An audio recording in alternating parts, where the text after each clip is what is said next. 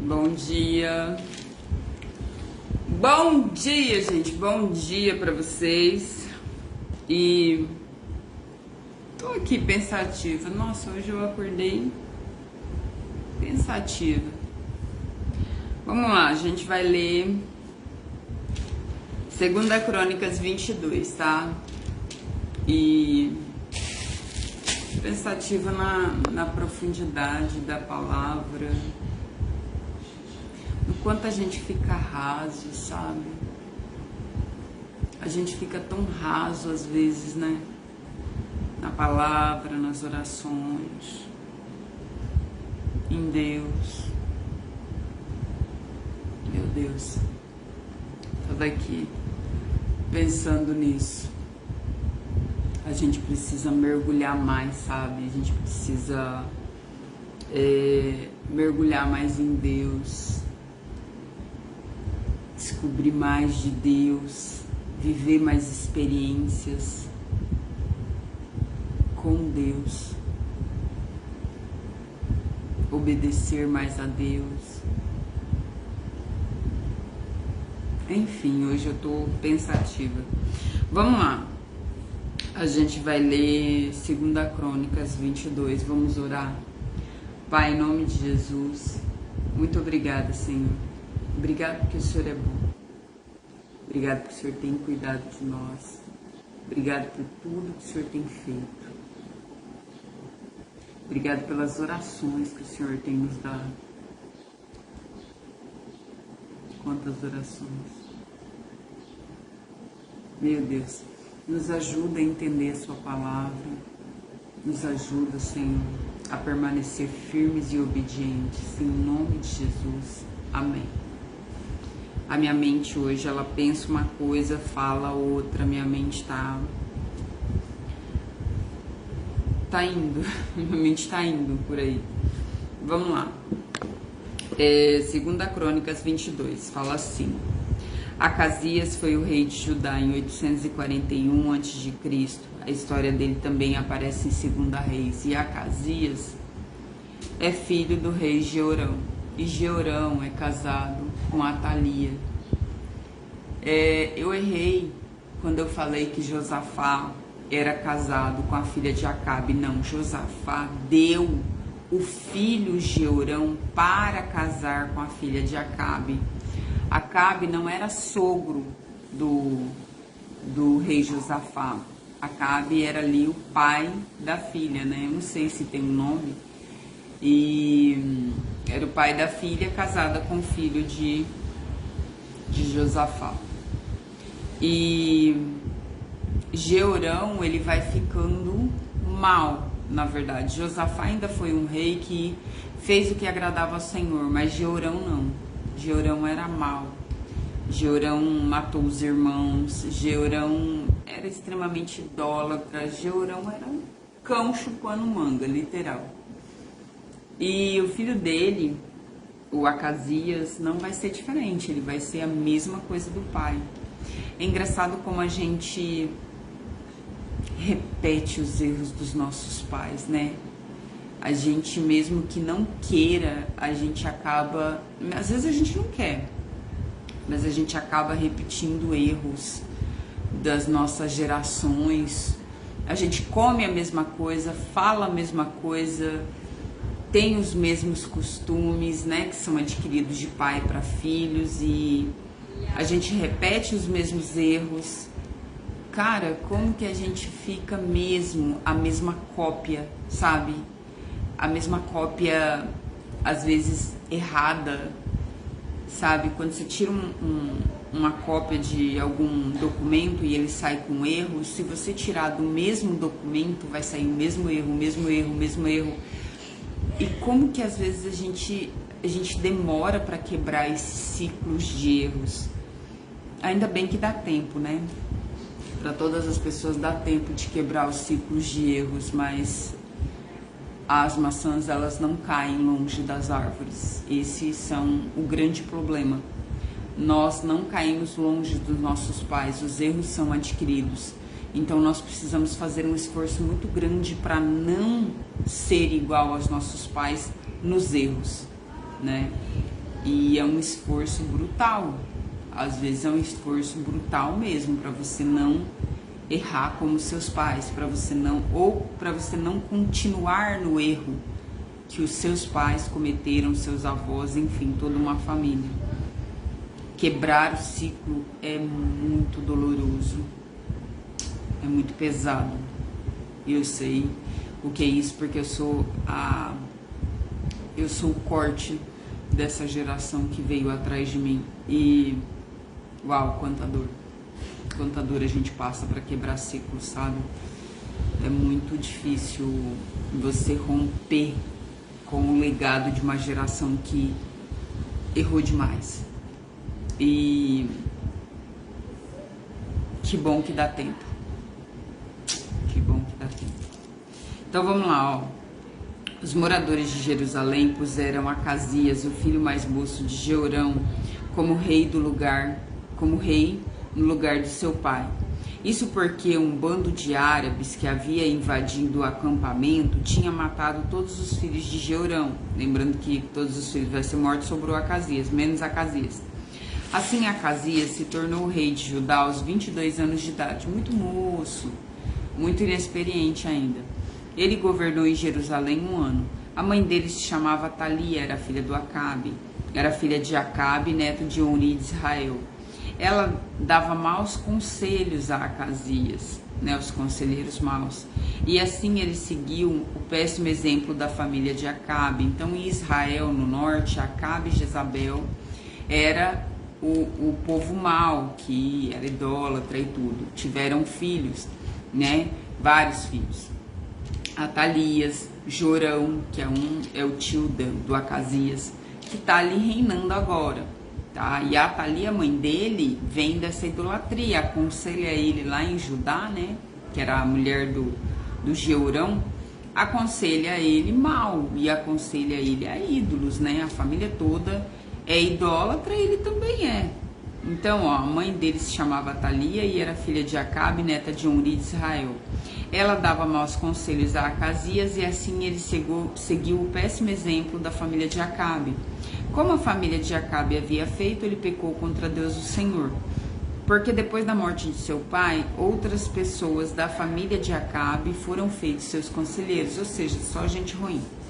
Eles, seguindo os conselhos que eles davam, Acasias se juntou com o rei de Israel, Jorão, seu tio, filho de Acabe, e foi até Ramote de Gileade para lutar contra o rei Azael. Quem tinha erguido Azael era Deus, tá? É o profeta Elias. Sim, é o profeta Elias, que ele manda ungir Eliseu e, se não me engano, ungir Azael também como rei da Síria.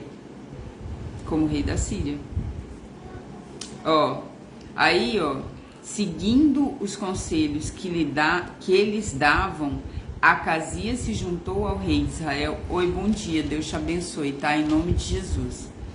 Seguindo 2 Crônicas 22:5, tá?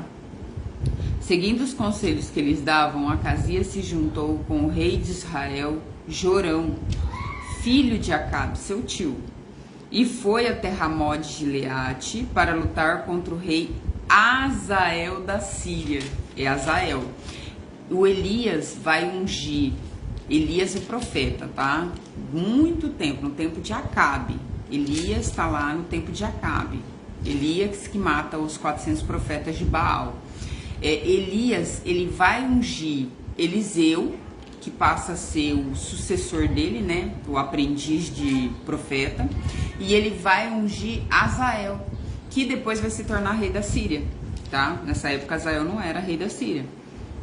Engraçado que Deus geralmente não manda ungir reis de outras nações, mas nesse caso em específico Deus manda ungir o Azael. Então, ó, Jorão foi ferido na batalha. Jorão vai contra alguém que Deus ergueu. Imagina. Jorão é ferido na batalha e voltou para a cidade de Jezreel, a fim de tratar seus ferimentos. E Acasias foi lá visitá-lo. Então, Jorão é o tio dele, que é o rei do Israel Norte. Jorão tá no norte, é o rei do norte. E é o tio de Acasias. Acasias está no reino sul, no reino de Judá. Então Deus havia decidido, ó. Aí o Jorão tá lá em Jezreel. E aí, ó, cadê? Quem vai visitar ele é o Acasias, ó. E voltou para a cidade de Jezreel. Quem? Jorão, rei de Israel, do norte aqui. O rei de Israel voltou para a cidade, ele foi ferido na batalha, voltou para Jezreel a fim de tratar os ferimentos. E o Acasias, rei de Judá, que tinha ajudado ele na batalha, foi visitá-lo. Deus havia decidido que Acasias, em Judá, iria morrer nessa visita a Jeorão. Logo que chegou, Acasias foi com Jeorão encontrar com Jeú, filho de Ninsi, a quem o Senhor Deus havia escolhido para acabar com a família de Acabe. Jeú é um profeta. E ele está profetizando contra Acabe, que toda a família de Acabe vai ser morta. Porque Acabe não serve a Deus, pelo contrário, faz o povo pecar. E o povo que Acabe está governando é o povo israelita. Naquela divisão dos reinos, na divisão de Israel, ficou israelita no lado sul, Judá e Benjamim, né, com Davi. No caso, quando separou, foi com Roboão, tá? Foi Roboão e Jeroboão. Jeroboão que liderou e separou, tá? Filho de Nebate. Então, Jeroboão ficou aqui com o reino norte, 10 tribos, e Roboão ficou aqui com o reino sul, Judá e Benjamim. Quando separa, é israelita de um lado e é israelita do outro. Ainda é o mesmo povo, é as 12 tribos, tá? Só que eles armam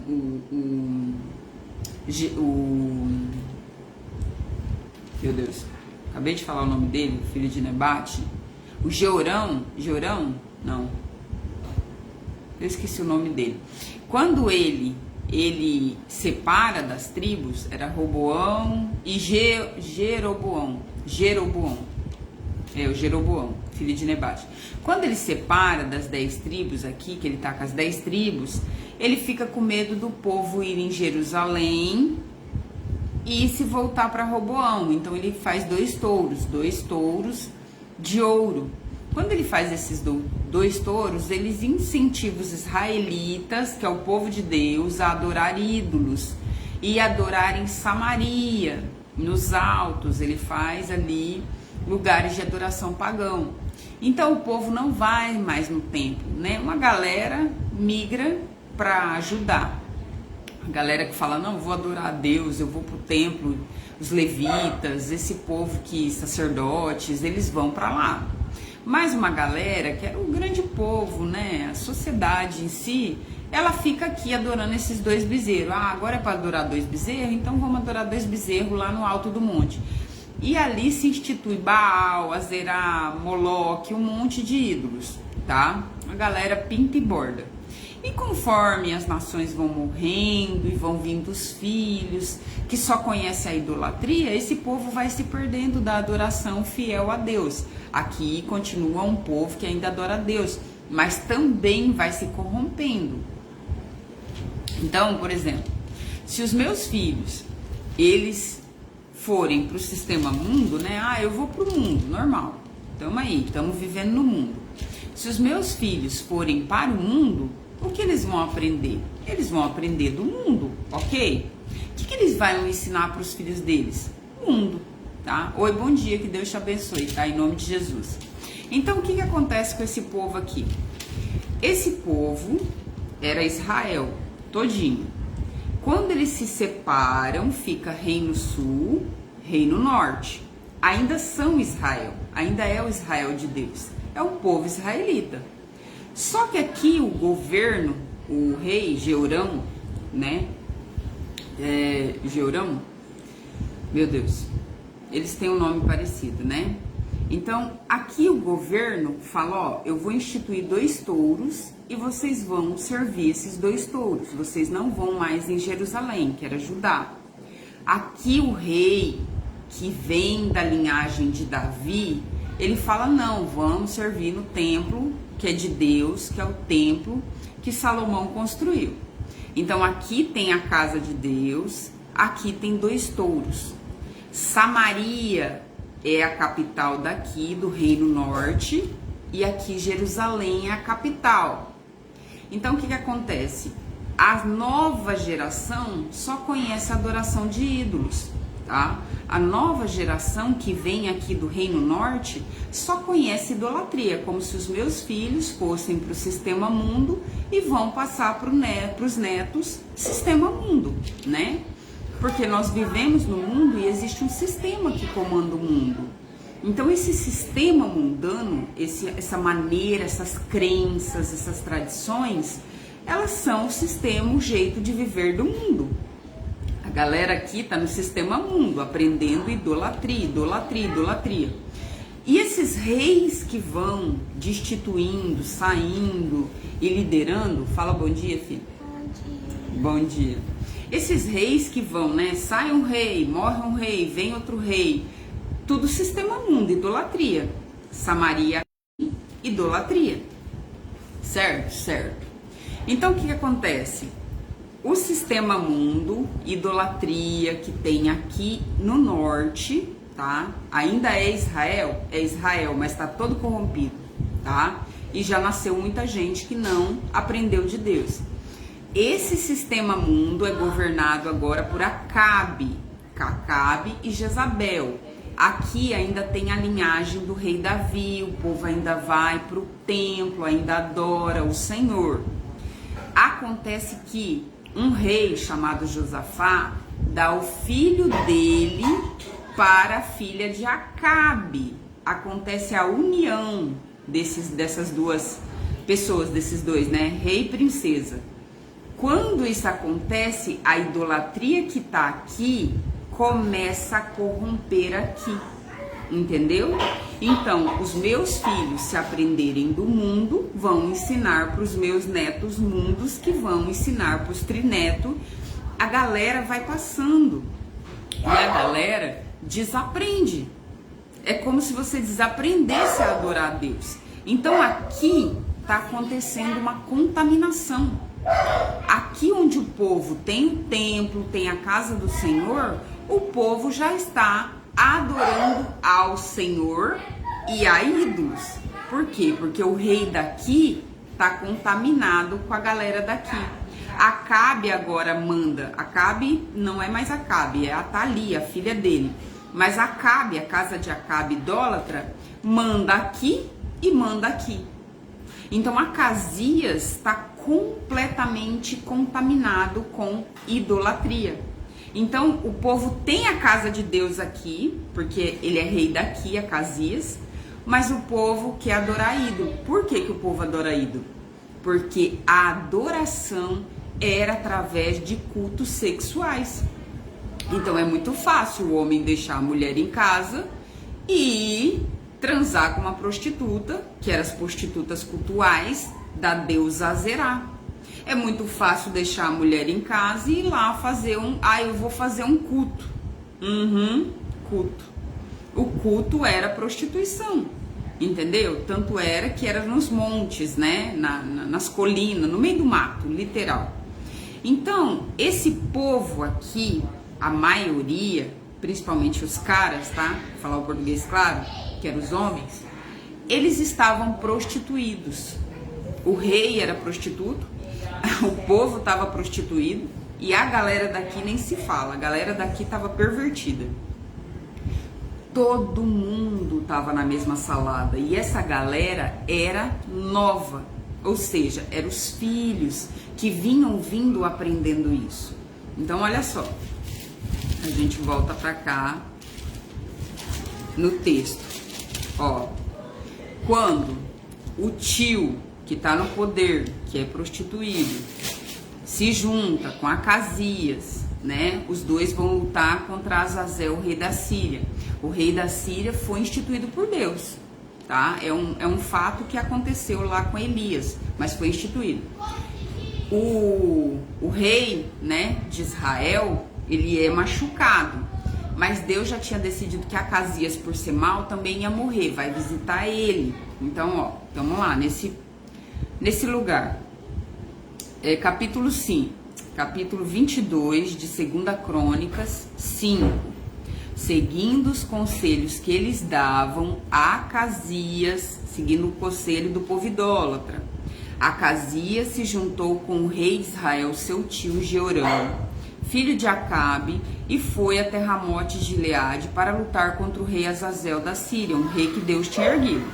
Jorão, rei de Israel, tio dele, foi ferido na batalha e voltou para a cidade de Jezreel a fim de tratar seus ferimentos. Acasias foi visitá-lo lá em Jezreel, foi visitar ele, foi lá visitá-lo. Deus havia decidido que Acasias iria morrer nessa visita a Jeorão. Logo que chegou, Acasias foi com Jeorão encontrar com Jeú, filho de Nissi, a quem o Senhor Deus havia escolhido para acabar com a família de Acabe. Esse é um profeta, o Jeú, que fala para Acabe, ó, vocês são idólatras, você, Jezabel, toda a sua família, vai dar ruim para vocês. Se arrependam-se, voltem para o Senhor antes que o bicho pega. Mas o Acabe não tá nem aí, tá? Então, ó, Jeú estava executando a condenação divina contra a família, ou seja, estava falando, vocês vão se lascar. Estava executando a condenação divina contra a família de Acabe quando encontrou alguns chefes de Judá, chefes, galera daqui de Judá que servia ao rei Acasias, que já estava pervertido, que era pervertido, estava tudo ali no meio do bolo. E alguns sobrinhos do rei Acasias, que estavam a serviço do rei, e Jeú os matou. Jeú já tá fazendo o extermínio que Deus mandou. Jeú não tá, eu vou matar essa galera porque eu quero. Não, naquele tempo era fogo contra fogo, dente contra dente, gente. O negócio, o bicho pegava. Então o profeta já tá exterminando essa galera. Vocês vão morrer, Deus mandou, tchau, tá?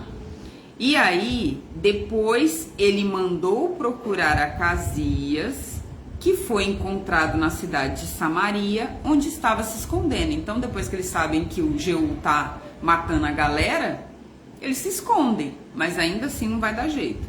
Depois mandou procurar Acasias, a quem foi encontrado na cidade de Samaria, onde estava se escondendo. Entregaram Acasias a Jeú e o mataram, ou seja, tchau. Por quê? Porque a Jeú foi dado a missão de acabar com toda essa galera. E essa galera era má. A rainha Jezabel mandava matar de graça. O rei Acabe não queria nem saber. Ele matou Nabal, Nabal era um homem bom. Ainda assim, ele tomou a propriedade. Eles faziam um dia de riça com o povo. Não tava nem aí. Então, quem mata é morto. Naquela época era assim, tá?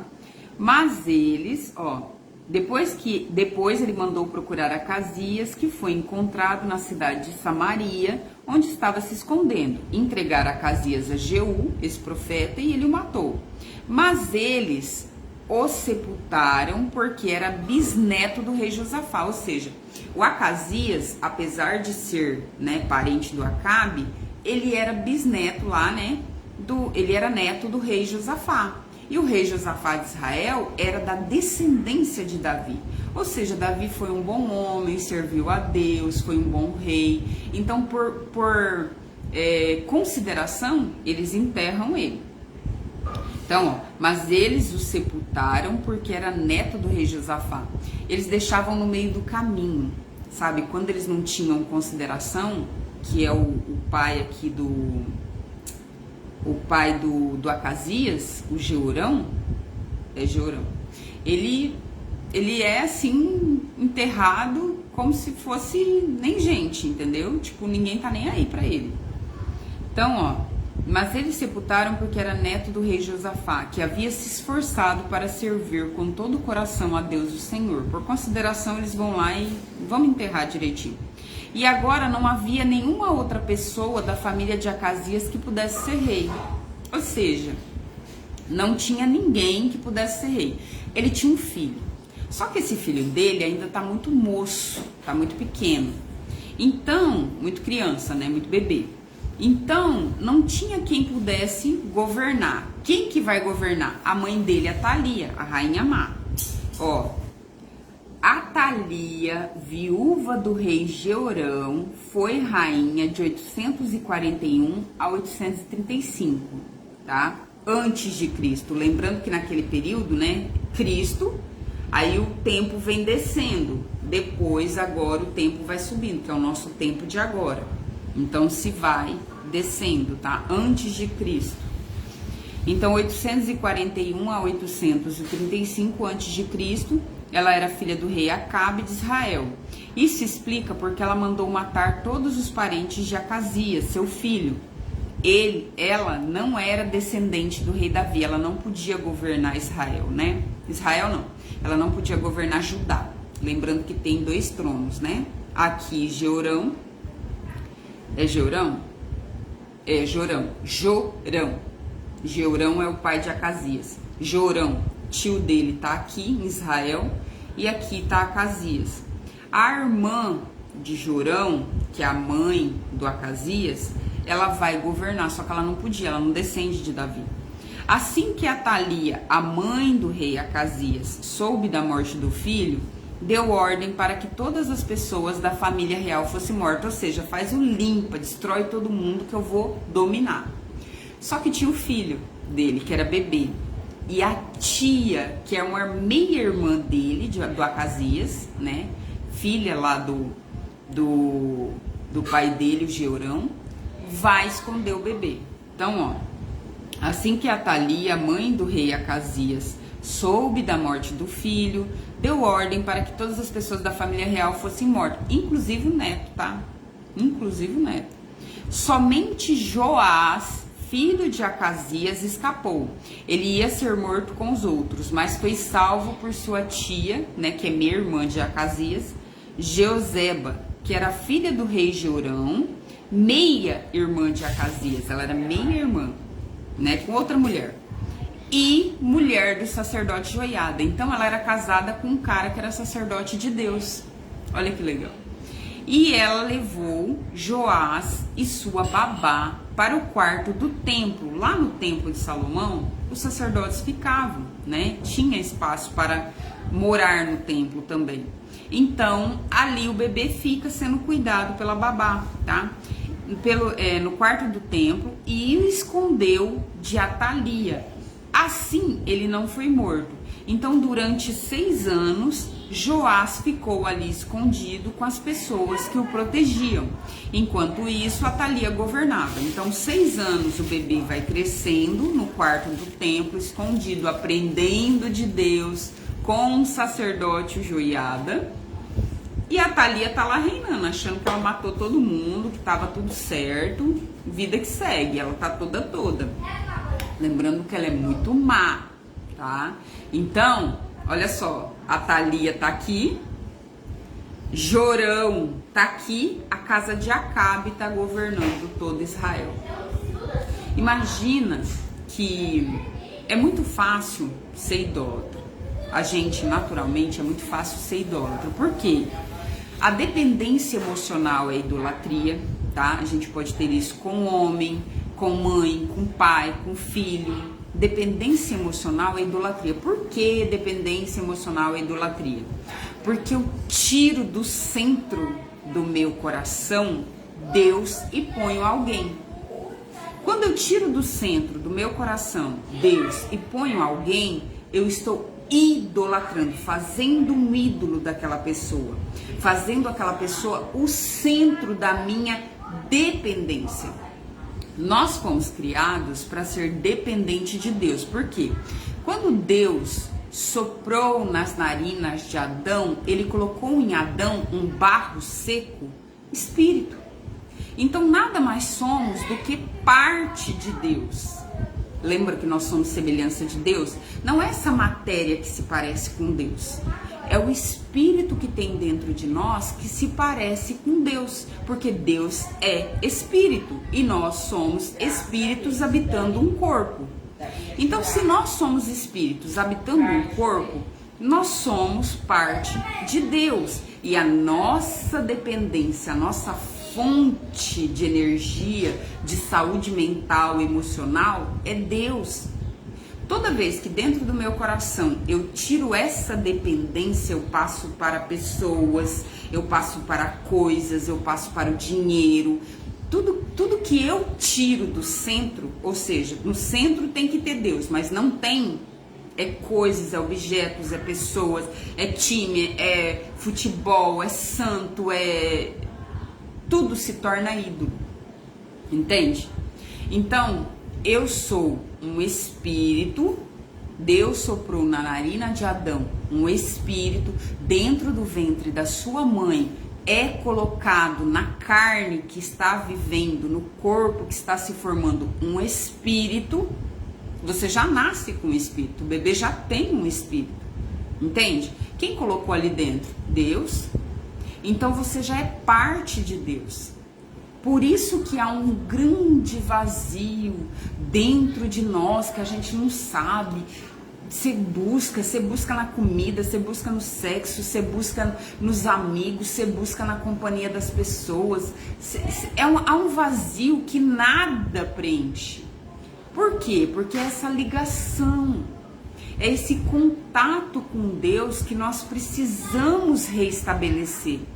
Quando você restabelece o contato, o vínculo com Deus, você encontra o tamanho do seu vazio, encontra o verdadeiro ocupante do centro da nossa vida, que é Deus, entende? Então nós não podemos desligar ou viver desligados. E esse povo está completamente desligado do centro. Quando a gente desliga do centro, se você desligar do centro ou viver desligado, você vive uma vida inútil. Porque você está o tempo todo tentando suprir as suas carências e esse vazio em coisas, em pessoas, tá? Então a dependência emocional é idolatria, é tirar o centro que é de Deus, aquela conexão, aquela ligação. Eu sou parte dele, então eu preciso estar conectada nele, na fonte. É tirar o centro de Deus, a dependência para alguém. Então é muito fácil eu fazer ídolos. Eu faço o ídolo do dinheiro. Quem não quer dinheiro? A gente precisa do dinheiro? Precisa. Mas a gente não pode idolatrá-lo, tá? Como eu já disse, cantores, comida, os vícios, cigarro, bebida, sexo, tá? O sexo, na verdade, ele foi criado por Deus, tá? O sexo, a gente acha que o sexo é sujo, né? O sexo não é sujo. O sexo era uma maneira de Deus mostrar para nós, tá? De Deus trazer para nós uma ligação tão grande entre duas pessoas, que é a ligação dele com o Filho e o Espírito. Deus é 3 em 1, mas na verdade ele é um só. Ele tem uma ligação tão profunda com Jesus, que era a sua palavra, que se tornou carne, e teve, quando ele ressuscitou, ele tem agora um corpo glorificado, e naturalmente um corpo humano, né? Então ele tem um corpo em espírito glorificado que provavelmente se parece com o humano que ele teve. Então agora ele tem um corpo, tá? Mas ele era a própria palavra de Deus. Não existia Jesus. Jesus era a palavra de Deus. O Espírito de Deus, que era a sua glória, a sua... Eu acredito, tá? Eu acredito. Isso não está escrito na Bíblia, mas pelo que se fala, que você não pode ferir o Espírito Santo, eu acredito que seja até os sentimentos. Para nós são sentimentos, né? Mas fala-se atributos. Que o Espírito Santo seja também o atributo de Deus, ou seja, os sentimentos dele. Você pode ferir a Deus, mas não pode ferir o Espírito Santo. E ele tem um amor imenso pela gente, então eu acredito que o Espírito Santo também tem os atributos de Deus, além da sua glória. Então, para e pensa. Ele tem o Espírito dele fazendo todas as coisas, Deus está no seu trono, parado. Ele é rei, ele é majestoso. Ninguém irá reinar no céu. No céu já tem um rei. Ele está lá. Mas o Espírito, a glória dele, imagina que loucura isso, está fazendo e operando na terra em todas as coisas. Tudo ao mesmo tempo. Ele está sentado na glória dele. Sentado, absoluto, supremo. Jesus, que era a sua palavra que saía da sua boca, se tornou, encarnou em uma pessoa, em um bebê, cresceu, virou um homem e veio à terra. O próprio Deus, a sua própria palavra, veio à terra. Está sentado no mesmo trono. Ou seja, Deus é um só, mas é três. E eles são tão absolutos que, como ele poderia mostrar isso para nós? Através do sexo. Ele criou Adão e Eva para se unir, um macho e uma fêmea. Deus nos supre, mas Deus não precisa de ninguém. Então ele viu que para Adão faltava alguém, faltava uma fêmea. Então ele criou da mesma espécie uma fêmea. Sabe o que é um sexo completo? As pessoas acham que sexo completo é aquele que se faz várias perversões. Ah, vamos para a casa de trás, vamos pular lá em cima, vamos subir no teto. Isso não é completude. Completude era Adão e Eva, duas pessoas que foram criadas uma para outra, que se amavam e fizeram sexo sobre o aval de Deus. Qual é o sexo completo? Dentro de um casamento. Aquele que Deus aprova. Todas as pessoas, aliás, se pergunta se você nunca teve um casamento dentro da legalidade de Deus, dentro do que Deus fala que é certo, né? Você e uma pessoa se casando e depois você fazendo um ato sexual. Deus aprovando, vocês se amando, se realmente se dando um para o outro a vida toda. Se você nunca viveu isso, você nunca teve um sexo completo. Eu posso te dizer com exatidão, eu nunca fui casada legalmente, né? Eu nunca vivi esse casamento de realmente eu e meu parceiro, a gente só vai fazer com a aprovação do Senhor e a gente vai se amar e a gente vai casar para sempre, beleza. Eu não sei o que é completude. Eu já tive muitas pessoas, muitos namorados? Sim. Eu já fui amigada por 10 anos? Sim. Eu nunca fui completa. Nunca eu tive uma completude. E no mundo a gente faz 1 milhão de coisas, a gente pula pra cá, pula pra lá. Nunca houve completude. Nunca houve. Por que não há? Porque o que é completude? O que é um sexo completo? É aquele que Deus aprova. É aquele onde você e o seu parceiro se amam tanto que vocês vão se dar para a vida toda. Esse é o verdadeiro sexo completo. Mas as pessoas pensam que as perversões, e dá para fazer A, B, C, ir para cima, para baixo, isso é completo. Esse é o sexo completo. Não, não é. Isso é só perversão, gente. Dá para ser, hoje em dia, uma criança que olhar na internet aprende a fazer. Em uma semana você tá craque. Beijar na boca e transar, em uma semana você já aprendeu coisa do arco da véia. Isso é bobagem. Eu vou prender alguém por isso. Isso é ridículo. As pessoas não se prendem por isso. Qualquer pessoa sabe fazer. As pessoas se unem às outras pelas emoções, pelos sentimentos. Isso é mais difícil. Realmente alguém gostar de você pelo que você é, pela sua alma, por aquilo que ninguém conhece, raramente alguém conhece, raramente as pessoas se conhecem. Nem sua mãe e seu pai te conhecem. Quem vai te conhecer de verdade é um cônjuge. A sua intimidade, tudo que você é, tudo que você pensa. E gostar da gente por isso, é raridade. É raridade. Se você achar na vida, é raridade. Por quê? Porque as pessoas dão o externo. Dão o corpo, dão o prazer, dão todo o resto de fora. Todo mundo quer o que é de fora e o que é de dentro. Então essa completude, esse sexo, ele foi criado por Deus para que nós entendamos essa ligação que ele tem com o Pai, com Jesus, com o Espírito Santo, para que duas pessoas se tornem uma só. A ponto de serem tão uma só e entenderem o que o Pai é com Jesus e o Espírito Santo. O sexo não é sujo. O sexo foi criado por Deus para dentro de um casamento, de uma união onde duas pessoas realmente se amam e queiram viver a vida toda.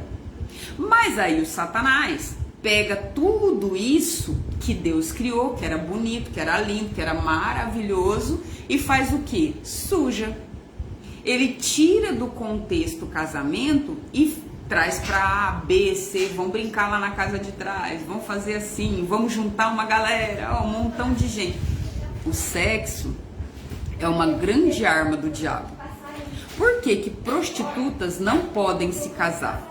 Por que que a maioria das pessoas que vivem em fornicação, o que que é? Fecha aqui pra mim, fecha aqui pra mim. Fecha aqui pra mim. Vocês estão falando bem alto. O que que é a fornicação? Fornicação é o sexo fora do casamento. Eu não sou santa, eu vivi no mundo, entendeu? Então isso pra gente, dentro de um namoro, dentro de uma vida, é normal.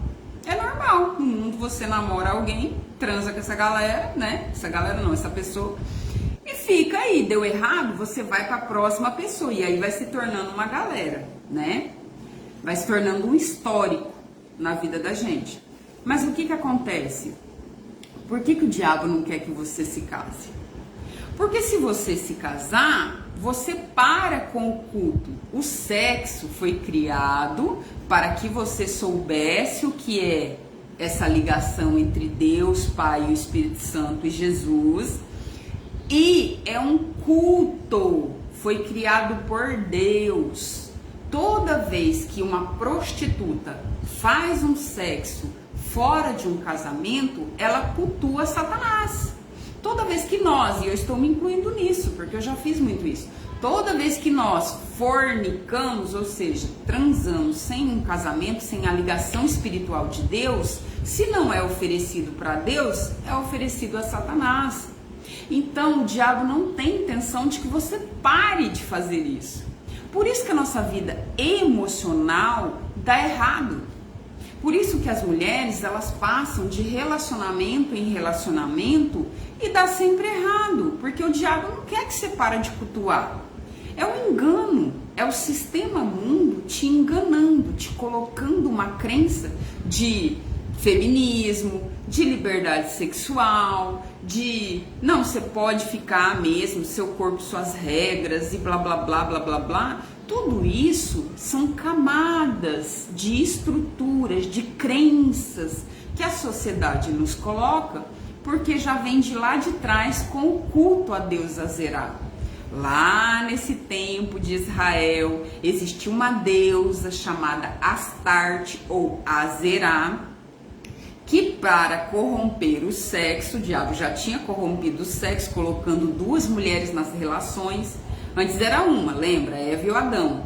Com Caim, que matou Abel, começou-se a trazer mais mulheres. Então o cara casava com duas, aí depois colocava três, aí depois colocava quatro. Era mulher. Aí depois começou a homossexualidade, ou seja, chamada de sodomia. Então o cara já começava a transar com outro homem, usava a portinha de trás, não usava da mulher, usava do homem.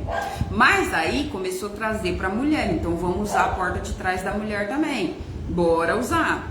Nessa perversão toda, começou-se a adorar deuses, e uma delas era Astarte, a deusa Zerá, com o sexo.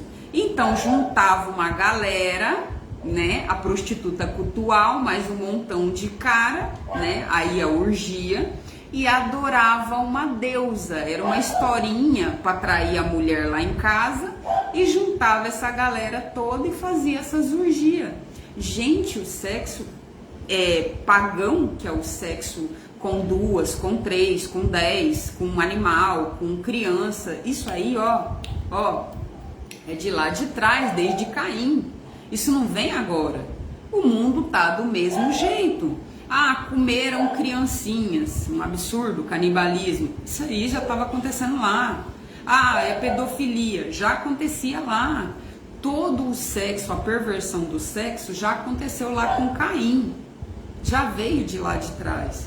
Então, essa maneira que o diabo tem de perverter, distorcer o sexo é exatamente um culto a ele, entendeu? Então, o que eu faço quando, ai, Rafa, eu tenho um casamento, mas eu não sou casada legalmente, mas eu amo meu esposo, eu constituí família. O que você tem que fazer para você sair da ilegalidade? Ficar 3 meses, conversar com seu esposo, aceitar, né, falar para ele, ó, fulano, eu quero servir a Deus certinho. Isso não é católica, isso não é cristã, isso não é uma coisa dos evangélicos, isso é uma coisa de Jesus, entendeu? Quem ama Deus.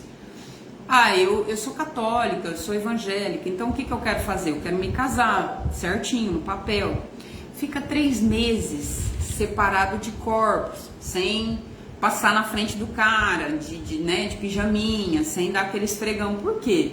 Porque você mostra para Deus um arrependimento. Senhor, eu quero fazer as coisas do jeito que o Senhor quer. Eu quero servir ao Senhor com o meu casamento. Eu quero que dentro do meu casamento, dentro das relações sexuais que o Senhor deixou, eu quero fazer da maneira correta. E aí eu passo a 3 meses, eu separo do corpo esses 3 meses e depois eu me caso legalmente no papel, porque hoje existe papel, naquela época não existia. Me caso legalmente no papel, né? Era o chefe da tribo que fazia o casamento, que ordenava, era o sacerdote. Então eu me caso no papel e aí eu faço um culto, ou um culto na católica, não sei como funciona na católica, né, gente? Que cada tem um sistema. Ou eu caso na católica com a cerimônia, não precisa ser festa, ou eu faço um culto. Na evangélica você faz um culto. Pode ser um culto para você e os parentes, nada, ninguém mais. Acabou. Você apresentou a Deus seu casamento, você vai lá e coro, minha filha. Aí você faz com a bênção de Deus, com aquilo que ele instituiu lá no começo. Aí eu tô com o meu marido me relacionando, fazendo um culto para Satanás? Não mais. Aí eu santifiquei aquilo que é do Senhor. Eu devolvi a Deus o que é dele. Porque o diabo prostituiu o sexo. Então, quando eu devolvo para Deus o sexo que é dele, aquilo que é dele, que era santificado, não mais Satanás usa. Gente, se a gente pudesse enxergar na masturbação, tá? Que é, né, geralmente a pornografia, e no sexo com um parceiro fora de um casamento, nessa fornicação, meu filho, se tu pudesse enxergar do lado da tua cama o tantão de Satanás e de demônio que tem, tu não transava. Porque eles se alimentam espiritualmente daquilo. Se é ilícito, tudo que é ilícito vai servir como culto a demônios. Eles se alimentam daquilo. Então a gente não pode fisicamente, olha que louco, nós somos os próprios ETs. Nós somos um corpo, temos alguém dentro desse corpo. Fisicamente nós não podemos ver o mundo espiritual, mas isso não quer dizer que ele não exista. Isso quer dizer que as ligações espirituais não estejam sendo feitas e nos travando a pessoas, a coisas, entende? Então, se eu faço sexo com alguém, eu faço uma aliança de sangue, porque ali naquele atrito rompe-se camadas e é uma aliança de sangue, Deus já fez para isso. Eu faço uma aliança de sangue, eu faço uma aliança de alma e espírito com aquela pessoa, eu estou ligada. Imagina, todas as pessoas que nós transamos, nós somos ligadas a elas. Por isso que Deus fez um casamento, para você se ligar a uma pessoa, se tornar um espírito com um espírito só. Imagina quantos espíritos a gente já não se ligou, quantas alianças a gente já não fez. Então, como é que eu quebro tudo isso? Se arrependendo primeiro, se arrependendo, procurando na igreja quem faz essa quebra de aliança espiritual, tá? Que precisa quebrar. Ah, eu vou no candomblé pra isso. Você vai se lascar mais, tá? Aí você vai fazer mais união com outros espíritos. Você não sabe nem quem é. Na igreja, fazendo essa quebra de aliança, tá? Se arrependendo, não fazendo mais esse sexo ilícito, que aí teria que ser dentro de um casamento mesmo, né? E é isso. A gente não sabe, a gente é tão afetado e a gente não sabe o porquê. No dinheiro, no emocional, que às vezes não consegue se relacionar bem. Eu sei que vivi uma centena de desamores e a gente vai até desacreditando do amor, da vida. Então, assim, porque a gente faz ligações espirituais que a gente não sabe. Lá no começo, quando você começa, perde sua virgindade, você faz uma ligação espiritual, e aí você não sabe, aí você vai pra vida e vai se relacionando e fazendo ligações, pactos de sangue e ligações espirituais, abrindo brechas com a bebida, com o cigarro, né? Às vezes em religiões de matrizes africanas, você vai fazendo pactos espirituais. Com quem? Com quem? Ah, é o caboclo não sei da quanto. Tá, quem que é esse espírito? Você não sabe, você consegue enxergar? Você sabe com quem você está fazendo um pacto? Uma aliança espiritual? Não sabe. As pessoas, é por isso que prostitutas não podem se casar. Elas vão nesse engano de prostituição a vida toda. Tem senhoras de 70 anos prostitutas, coitadas. E elas pensam que é dinheiro. Não é dinheiro. É o engano da idolatria, né? Quanto mais elas transam, mais elas dão culto a Satanás, aos demônios. Então o diabo não pode deixar ela casar, não pode deixar ela ter uma vida digna, entendeu? Isso acontece também com a fornicação da gente, tá? Da gente, mulheres, tô falando mulheres. Então o diabo ele vai nos enganando. Feiticeiros. Ah, eu vou lançar um feitiço, eu vou fazer um trabalho para acabar com a vida dos outros. Oh, meu Deus.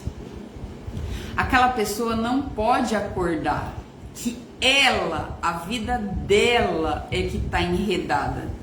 As ligações espirituais com sabe Deus, com que diabo, com que demônio que ela fez, e ela tá achando que ela tem o poder de dominar aquilo que ela não vê. Ah, eu mando o fulano ir lá fazer. Filha, fulano, o demônio, sei lá, não sei das quantas, é que tá dominando a sua vida, destruindo sua vida familiar, destruindo suas emoções, acabando com seu dinheiro.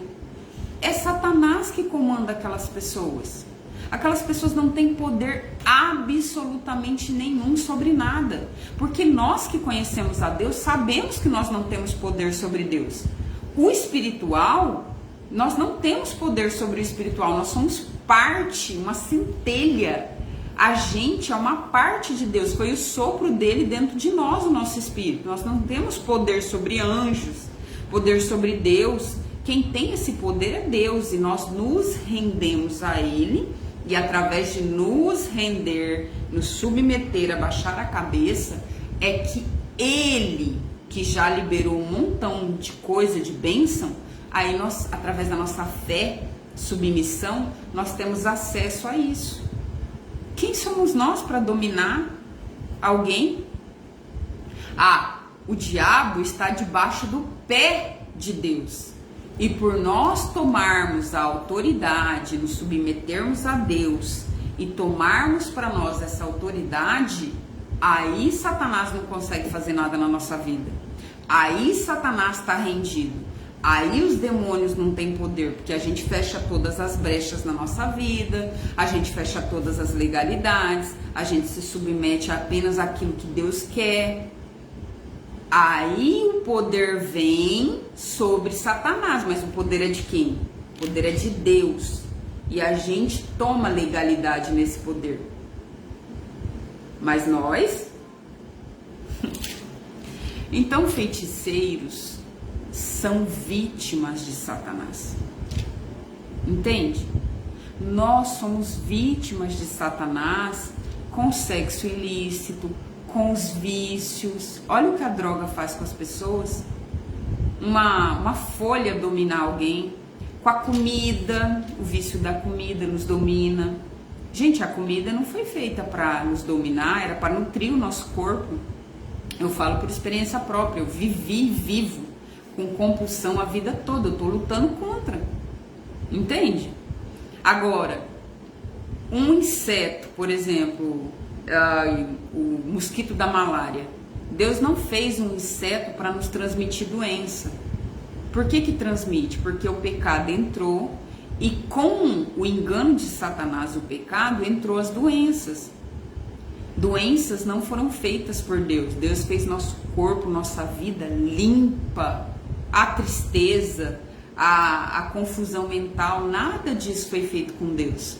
Adão era livre, era ação no Espírito, falava com Deus no Espírito. Adão tinha a própria presença de Deus ali falando com ele em Espírito. Lembra? Deus é Espírito, Adão é Espírito. Nós somos Espíritos. Nada disso foi criado por Deus. Tudo isso entrou com o pecado, com a maldade de Satanás, gente. Doença, miséria, fome, assassinato, a perversão do sexo, que era do Senhor. Tudo isso entrou com Satanás. Tá? Magia negra, tudo isso é demônios. Então, nós somos vítimas de Satanás quando a gente não se junta com a fonte. E Satanás usa o nosso corpo, a nossa vida, a nossa família, com um monte de misérias, mazelas, por gerações. Se a gente não acordar e se ligar à fonte que é Deus, a nossa geração de filhos, de netos, como está acontecendo aqui, vai continuar enganada e servindo a Satanás sem saber.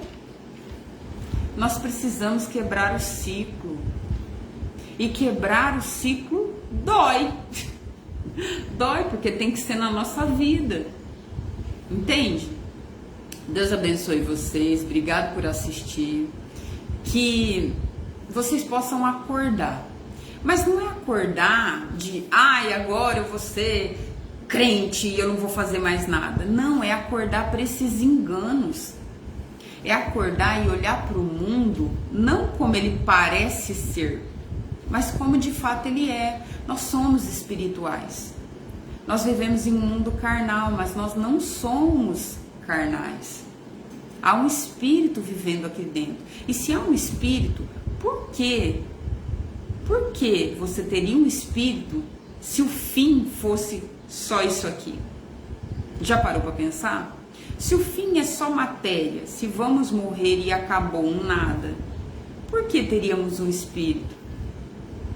Por que pensaríamos coisas mais altas? Entende? Então, quando você passa a questionar o porquê das coisas, quando você passa a enxergar que há além da matéria, de viver, comer, trabalhar, dar-se em casamento e morrer, você passa a enxergar realmente aquilo que existe por trás das coisas.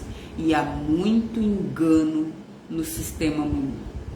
Há muito engano para que a gente viva uma vida comum e na verdade esteja fazendo ligações espirituais, adorando a Satanás, sem perceber, tá? E isso lasca com a vida da gente financeira, lasca com a vida da gente emocional, lasca com a vida dos nossos filhos. Que Deus abençoe você, que você possa enxergar Deus. Porque quando você enxerga Deus, todas essas outras camadas vão saindo dos seus olhos. E você vai melhorando, você, para sua família, para as pessoas em volta, tá bom? Deus te abençoa, bom dia, até amanhã, hein? Fica com Deus. Tchau, obrigada, tá?